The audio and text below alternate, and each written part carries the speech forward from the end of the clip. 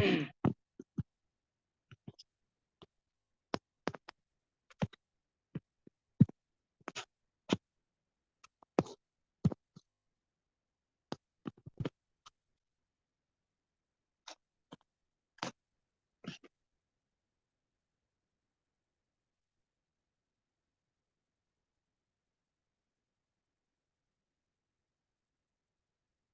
بسم اللہ الرحمن الرحیم.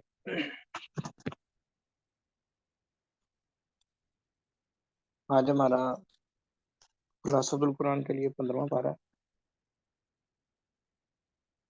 اور وہاں پر سورت بنی اسرائیل کا آغاز ہو رہا ہے.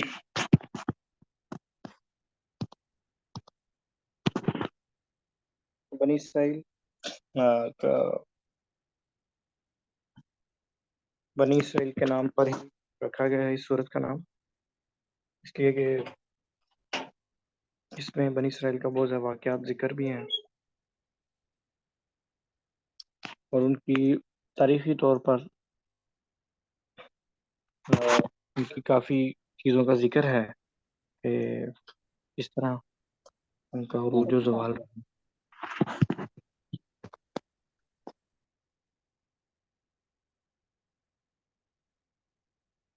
تو اس کے بعد تو بنی اسرائیل کے نام اس لیے بھی رکھا گیا ہے کہ یہ نبی کریم صلی اللہ علیہ وسلم کے آخری اس وقت میں نازل ہوئی ہے جب آپ مکہ میں تھے، تو انتہائی زیادہ حالات خراب تھے. کی کیفیت تھی اس وقت مکہ میں، وہ نبی کریم صلی اللہ علیہ وسلم کی سب سے بڑی جو سپورٹ تھی، فیور تھی جو حاصل تھی آپ کو، وہ آپ کے چچا کی طرف سے تھے، آپ کے چچا ابو طالب. تو وہ بھی فوت ہو گئے تھے. تو اس کے بعد قبیلے کا سردار جو ہے وہ ابو لہب بن گیا، جو کہ آپ کا شدید مخالف تھا.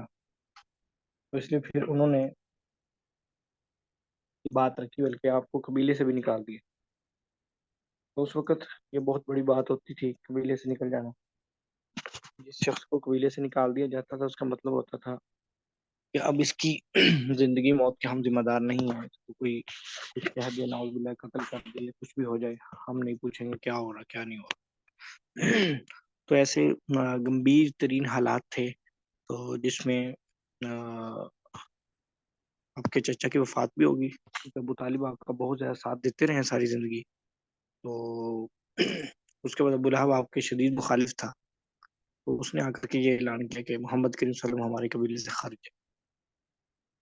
تو اتنے طاف حالات تھے، اور اس سے آگے ہجرت کا جو ہے وہ شروع ہونا تھا. یہاں سے نبی کریم صلی اللہ علیہ وسلم نے کوشش بھی کی تھی، طائف کی طرف سفر کیا تھا، شاید ادھر کوئی حالات بہتر ہو جائیں تو ہم ادھر شفٹ ہو جائیں، لیکن وہاں پہ بھی حالات بہتر نہ ہو سکے. تو اس لیے پھر نبی کریم صلی اللہ علیہ وسلم نے مدینہ کی طرف رخ کر لیا، اور وہاں پر اللہ تعالیٰ نے ہمیں وہ فیور مل گئی، حکومت بھی مل گئی، نظام بھی مل گیا، سارا کچھ بہتر ہو گیا. تو کیونکہ اب نبی کریم صلی اللہ علیہ وسلم نے جس علاقے میں جانا تھا وہاں پر پہلا اکثریت طور پر یہودیوں سے پڑھنا تھا، وہاں پوری قریب قریب یہودیوں کے قبیلے تھے. تو اسی اعتبار سے یہ سورت کا نام بھی بنی اسرائیل رکھا گیا، اور ان کے آگے چل کے تذکرے بھی آئیں گے، کیونکہ آپ ان کے پاس جا رہے تھے مکہ میں، تو ان کے قریب ہو رہے تھے. تو اسی اعتبار سے سورت کا نام اور اس کے اندر جو واقعات ہیں وہ اسی طرح کا ذکر کر دیے گئے. تو یہ اس کا پس منظر ہے. تو اس کا دوسرا نام سورت اسراء اور معراج بھی کہا جاتا ہے، یعنی کہ اس میں وہ واقعہ بھی ذکر ہے جو نبی کریم صلی اللہ علیہ وسلم کو معراج کا آپ کو ساتوں آسمانوں کی سیر کروائی گئی. اتنے ٹف ترین اور مشکل ترین حالات تھے، تو اس وجہ سے آپ کو نبی کریم صلی اللہ علیہ وسلم کو آسمانوں کی سیر کروائی گی. کہیں آپ دل برداشتہ نہ ہو جائے، آپ دل چھوٹا نہ کریں، یہ بھائی نہ لکھیں اوپر حمزہ صاحب، تو کہیں آپ دل برداشتہ نہ ہو جائیں، دل چھوٹا نہ کریں. اللہ تعالیٰ نے آپ کو سات آسمانوں کی سیر کروائی، جنت کا وزٹ کروایا، جہنم بھی دکھائی. تو یعنی آپ کا یقین اور ایمان کا لیول اس وہاں تک پہنچ جائے کہ اب آپ کو ان کی باتوں کی، ان کی فیور نہ دینے کی، اور یہ ٹینشن نہ ہو کہ اب یہ ہمارے ساتھ کیا رویہ اپنائیں گے. تو اس لیے اس صورت کا نام صورت معراج اور اسراء بھی کہا جاتا ہے. اسراء کا معنی بھی چلنا، معراج ہی ہے. تو اس کو اس نام سے بھی یاد کیا جاتا ہے اور دوسرے نام سے بھی یاد کیا جاتا ہے. تو پھر نبی کریم صلی اللہ علیہ وسلم نے اس صورت کے بارے میں یہ بھی کہا ہے کہ یہ قدیم صورتوں میں سے ہے اور میرے قدیم اثاثہ مال میں سے ہے. تو نبی کریم صلی اللہ علیہ وسلم کے بارے میں آتا ہے کہ آپ اسے ہر رات سونے سونے سے پہلے پڑھا کرتے تھے، یعنی کہ پڑھے بغیر نہیں سوتے تھے. سبحان الذي اسرا بعبده ليلا من المسجد الحرام الى المسجد الاقصى الذي باركنا حوله لنريه من آياتنا. پاک ہے وہ ذات جس نے اپنے بندے کو چلایا رات کے وقت مسجد حرام سے مسجد اقصی کی طرف. الذي بارکنا، ایسے وہ جہاں پہ ہم نے برکت رکھ دی ہے اس کے ارد گرد، تاکہ ہم اپنی نشانیاں دکھائیں، بے شک وہ بڑا سننے والا اور دیکھنے والا. اس کے بعد بنی اسرائیل کا تاریخ عروج و زوال. اس کے فوراً بعد ہی بنی اسرائیل کے عروج و زوال کی تاریخ ہجری کا ذکر ہو گیا کہ بیت المقدس میں انہیں امامت ملی تھی، ساری چیزیں ان کی تھیں. اللہ تعالیٰ نے ان کو اب امامت سونپی ہوئی تھی کہ اب تم نے امت کے امام تم ہو، تم نے آگے سنبھالا.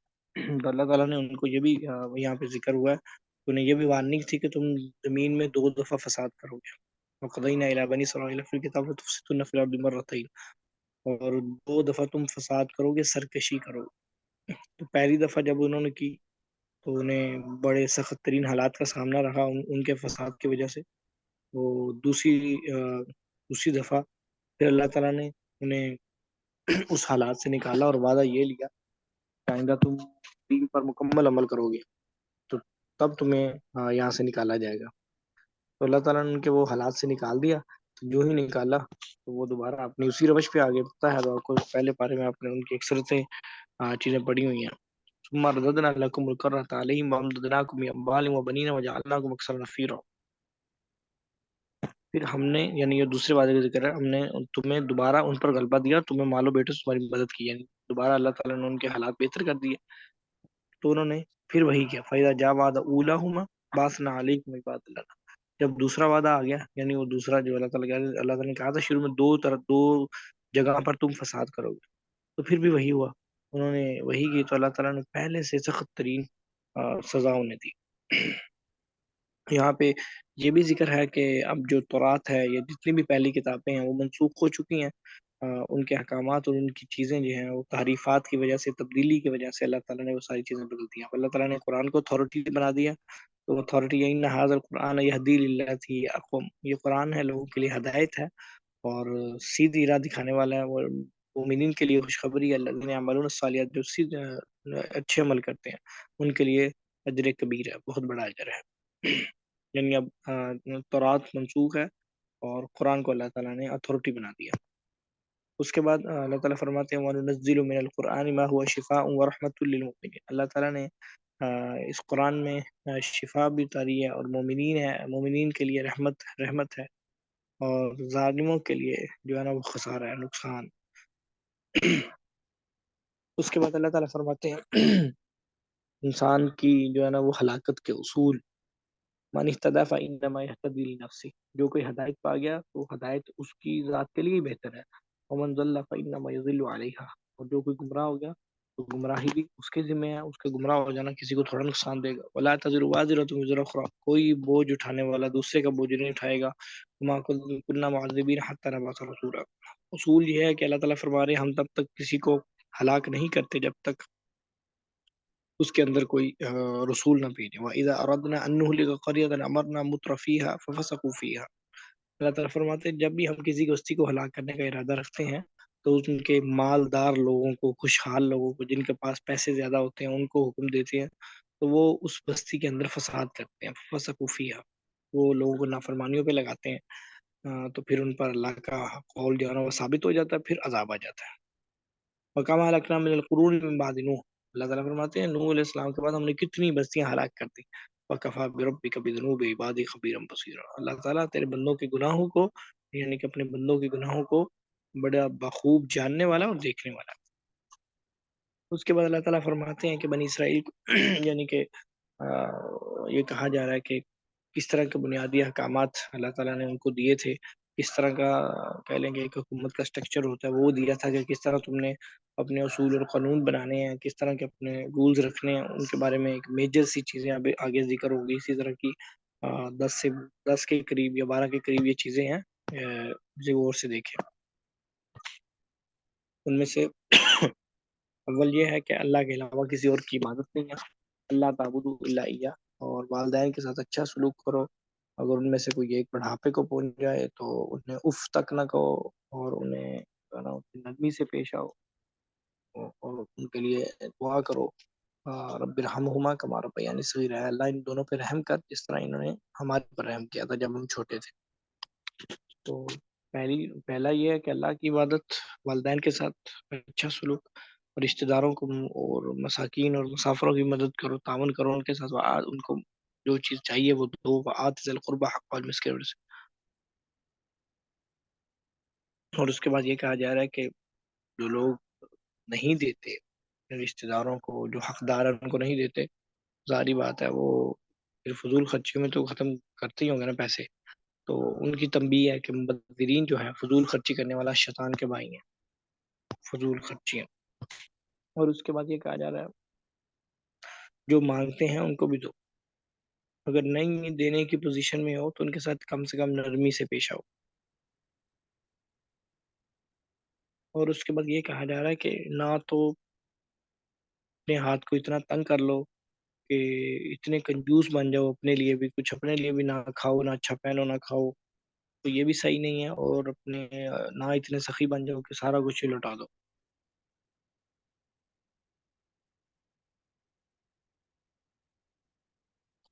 جی. اس کے بعد یہ کہا جا رہا ہے اپنی اولاد کو مفلسی کے، غریبی کے ڈر سے قتل نہ کرو. اس لیے اپنی اولاد کو قتل کر دینا کہ ان کو ہم کہاں سے کھلائیں گے، کہاں سے پلائیں گے. تو یہ صحیح نہیں ہے.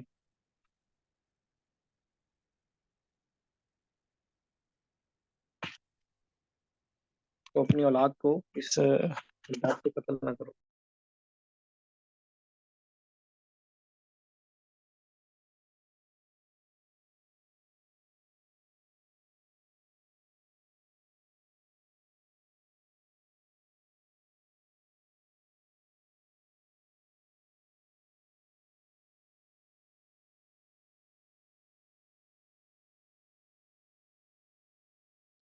تو یہ کہا جا رہا ہے کہ ان کو قتل نہ کرو.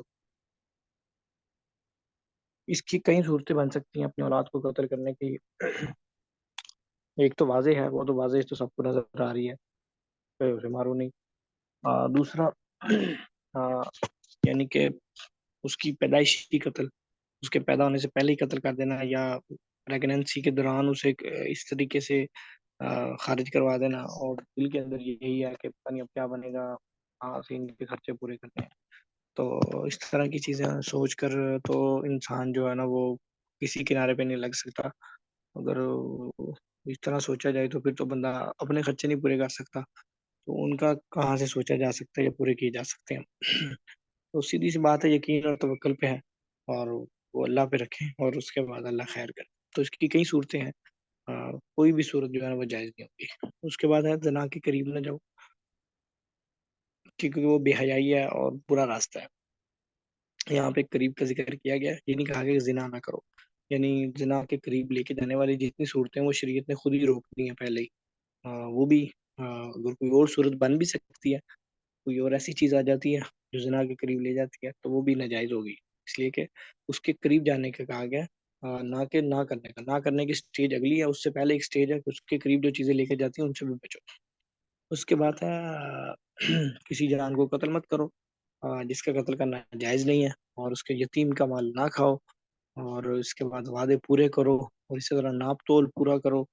اور اس کے بعد یہ کہا گیا ہے جس چیز کا علم نہ ہو اس کے بارے میں بحث مباحثہ نہ کرو، اس کے پیچھے نہ چلو. ان السمع والبصر فرض.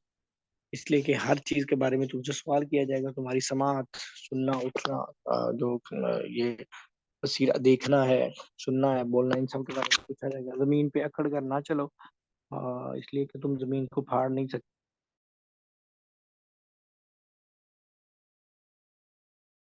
جو ہے نا دبدبے سے. تو لہذا اور نہ تم اکڑ کر اس لیے چل سکتے ہو کہ تم جو ہے نا اتنے لمبے ہو کہ پہاڑوں تک پہنچ جاؤ، اتنے لمبے بھی نہیں ہو، اس لیے لہذا عاجزی میں رہو۔ تو یہ ساری برائیاں کوئی اللہ کے یہاں ناپسندیدہ ہے۔ یہ ان کو میجر سے اصول بتائے گئے تھے کہ یہ تم کام کرو اپنی حکومت کو صحیح کرنے کے لیے، قائم کرنے کے لیے۔ اس کے بعد کہا جا رہا ہے کہ شیطان کو موقع نہ دو کہ وہ تمہارے درمیان، تمہارے بھائیوں، تم آپس کے درمیان، مسلمانوں کے درمیان، تم بھائیوں کے درمیان اسی طرح کا بھی وہ حالات خراب کر سکے، کوئی کسی قسم کا بھی حسد بغض کی نہ پیدا کر سکے، اس کو موقع نہ دو۔ انہیں شیطان ینزغ بینہم، شیطان چاہتا تو یہی ہے کہ وہ شیطان جو ہے وہ انسانوں کا دشمن ہے، انسانیت کا دشمن کہا گیا، تو یہ بڑی قابل غور بات ہے۔ مسلمانوں کا تو ہے ہی ہے، انسانیت کا ہی دشمن ہے، اس کے جتنے رول ہیں وہ انسانیت کے لیے خطرہ ہے، باقی تو بات کی بات ہے۔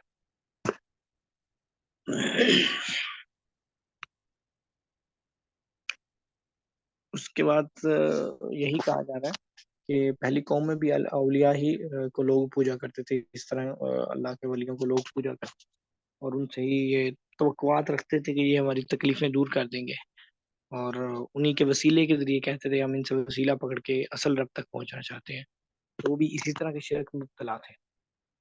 اس کے بعد بتایا جا رہا ہے کہ رسول کریم صلی اللہ علیہ وسلم کو مکہ سے نکالنے کی کوشش اور ان کو دھمکیاں دی گئی کہ ہم آپ کو نکال دیں گے۔ اس کے بعد بنی اسرائیل کا ذکر ہے کہ انہوں نے کس طرح ہجرت کی اور وہ نکلے۔ اس کے بعد ہجرت کی تیاری کا حکم ہے کہ تیار رہیں، کسی ٹائم بھی یہاں سے نکل نکلنے کا حکم ہو سکتا ہے۔ تو بنی اسرائیل نے کس طرح ہجرت کی اور ان کو کیا ترغیب دی گئی، کس طرح ان کو دعا سکھائی گئی، کہا گیا جب تم ہجرت کرو تو کیا کچھ کرنا ہے، آگے جا کے نماز قائم کرنی ہے اور قرآن کی تلاوت کرنی ہے اور تہجد پڑھنی ہے، اور یہ کہا گیا کہ جب تم نے ہجرت کرنی ہے تو یہ دعا کرنی ہے کہ اللہ ہمیں اچھی جگہ پہنچا دے، جس جگہ داخل ہوں وہ بھی اچھی ہو، سچی ہو، اور جہاں سے نکلیں تو وہاں پر بھی اللہ ہمیں اچھے طریقے سے نکالنا۔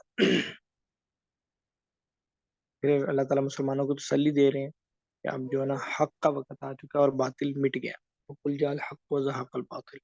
اس کے بعد قرآن مجید کی عظمت کی باری ہے، اور فرمایا جا رہا ہے کہ اس قرآن میں شفا بھی ہے، رحمت بھی ہے۔ اس کے بعد سورۃ کہف کا آغاز ہو جاتا ہے، تو سورۃ کہف کے بارے میں اس طرح کی اس کے بارے میں تفسیرات موجود ہیں، اور بڑی ساری اس میں کنٹروورسی رہتی ہے، لوگ اس کے بارے میں کئی طرح کی باتیں بھی کرتے ہیں اور کئی طرح کی تفسیرات اس کے میں کی گئی ہیں، اور ٹائم ٹریول اور کئی فتنوں کا اس میں ذکر ہے تقریباً۔ تو اس کی تفسیر ہمیشہ سے ہی کافی طرح سے رہی ہے اور بہت اختلافی طور پر رہی ہے، کوئی کس طرح دیکھتا ہے، کوئی کس طرح دیکھتا ہے۔ بہرحال سورۃ کہف کی فضیلت میں یہ بات ہے، جو شخص اس کی 10 آیات کو حفظ کر لے وہ فتنہ دجال سے بچ جائے گا، جو اسے جمعے کے دن پڑھ لے وہ اس کے لیے روشنی اور نور ہوگی اگلے جمعے تک۔ اس کے بعد اصحاب کہف کا ذکر ہے کہ کچھ نوجوان تھے وہ اللہ پر ایمان لائے، اور ان کا جو بادشاہ تھا وہ بڑا ظالم تھا، وہ انہیں مارتا تھا، تو اللہ تعالیٰ نے انہیں حکم دیا کہ تم جاؤ یہاں سے نکلو، اور وہ گئے چھپنے کے لیے، ایک غار میں چھپے، اللہ تعالیٰ نے انہیں نیند دے دی تو وہ سو گئے، تو 309 سال تک سوئے رہے، اس کے بعد اٹھے تو جب باہر نکلے تو دیکھا ہر چیز بدل چکی تھی، ان کے ساتھ ان کا ایک کتا بھی تھا، تو ایک بادشاہ تھا جو بڑا ظالم تھا لیکن بعد میں مسلمان ہو گیا، تو وہ کوئی چیز لینے گئے، تو جب انہوں نے کوئی چیز لی تو پرانی کرنسی دی تو پتہ لگا یہ تو وہی لوگ ہیں جن کے بارے میں تب بادشاہ نے اعلان کروایا تھا کہ یہ باہر آئیں تو ان کو ڈھونڈ کے لاؤ، ان کو سزا دینی۔ خیر وہ بعد میں بادشاہ خود بھی مسلمان ہو گیا تھا، تو لہٰذا جب انہیں پتہ چلا کہ یہ وہی لوگ ہیں تو وہ ان کے پاس گیا، اس بندے کو لے کے جو ایک باہر تھا، جب وہ ان کے پاس دوبارہ گیا تو اللہ تعالیٰ نے انہیں دوبارہ موت دے دی تھی۔ اس کے بعد اصحاب کہف کے بارے میں چند چیزیں کہی جا رہی ہیں کہ اللہ تعالیٰ ہی اصل میں جانتا ہے ان کا واقعہ کس طرح ہے اور کس طرح رہا ہے، صرف اللہ تعالیٰ نے تمہارے لیے قصہ بیان کیا ہے تو لہٰذا تم قصے کے طور پر ہی اسے پکڑو۔ اس کے بعد یہ کہا جا رہا ہے کسی کام کے بارے میں یہ نہ کہو کہ میں کل کر دوں گا، بغیر انشاءاللہ، ساتھ انشاءاللہ لازمی کہو. ولا تقولون لشیء انی فاعل ذلک غدا الا ان شاء اللہ، اگر اللہ چاہے گا تو ہم کل کر دیں گے. یعنی اگر کسی کام کا بھی آپ نے کہنا ہے کہ میں یہ کل کروں گا تو ساتھ انشاءاللہ لازمی. اس کے بعد نبی کریم صلی اللہ علیہ وسلم کو کہا جا رہا ہے کہ ان لوگوں کے ساتھ رہیے جو اپنے رب کو پکارتے ہیں صبح شام، جو اللہ کی رضا چاہتے ہیں. جو دنیا چاہتے ہیں ان کے ساتھ آپ نہ رہیے، ان کو چھوڑ دیجیے، ان کے ساتھ محفل مت کیجیے. اس کے بعد اللہ تعالیٰ فرما رہے ہیں مال و دولت پر فخر کرنے کے والوں کے لیے سوچ اور ان کا انجام. یہاں پہ ایک واقعہ ذکر کیا گیا. ایک دوست تھا، ایک کافر تھا اور ایک مسلمان تھا. تو کافر کے پاس مال زیادہ تھا، مسلمان غریب تھا. تو جو کافر تھا اس کا باغ تھا کافی، اس میں کھجوریں تھیں اور اللہ نے اسے مال دے رکھا تھا. تو اپنے مال کی بنا پر وہ اپنے غریب دوست کو کہا کرتا تھا کہ تمہارے پاس کچھ نہیں ہے، تم تو ہو ہی ایسے، تم کیوں ہو فلاں. تو اس کا سارا باغ اجڑ گیا. جب سارا باغ اجڑ گیا تو وہ خود بھی غریب ہو گیا. تو پھر وہ مسلمان دوست نے اس کو سمجھایا کہ اس طرح اللہ کی ناشکری نہیں کیا کرتے. اللہ نے تمہیں پیدا کیا، اللہ نے تمہیں سارا کچھ دیا، تو تم اللہ کا شکر ادا کرو اور اس طرح نہیں کیا کرتے. اس کے بعد اللہ تعالیٰ فرماتے ہیں مال اور جو بیٹے یہ دنیا کی زینت ہے، اور نیک باقی رہنے والے عمل جو ہیں وہ نیک ہیں. نیک عمال جو ہے نا وہ باقی رہیں گے تیرے رب کے پاس.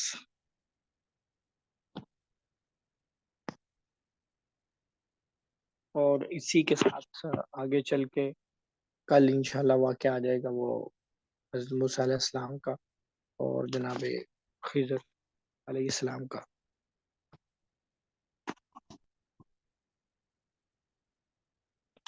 جی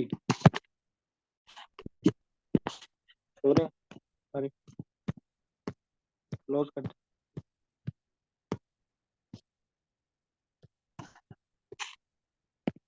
ریکارڈنگ آف کر دے.